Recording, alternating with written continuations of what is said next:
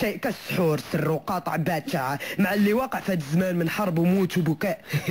قلبت عليكم غم وهم، لزوم البيع فقط نردو السينتا. عندي لكم اليوم وحالا ودابا النيت مجموعه من النكت الواعره منقيه ومعزوله مع مجموعه النكت الحاضره والمضحكه اللي فات لي مجربها انا الراسي على عباد الله. عندك فرصه 99% انك تكون مضحك. عندي لك النكت القصار، نكت على المراه، نكت على الخيانه، نكت على عالم الحيوان، نكت على الفرق بينه وبين القوره، نكت على راس كل مناسبه وخصوصا العيد الكبير. لا نبيع النكت الاباحيه او عندها علاقه بالسياسه او الدين. احنا اصلا اساسا ما عندناش كاع علاش نضحكوا على هادشي، وقلال كاع ولا جينا نجمعوهم ما يكملوا لينا حتى ابتسامه.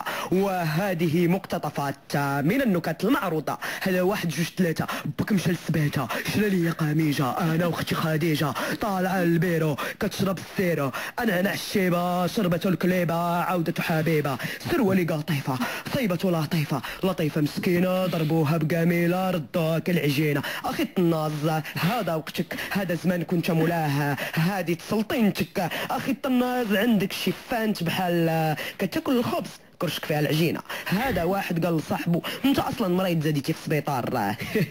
يضحك وضحك الان مع عماد في الراديو. علاش؟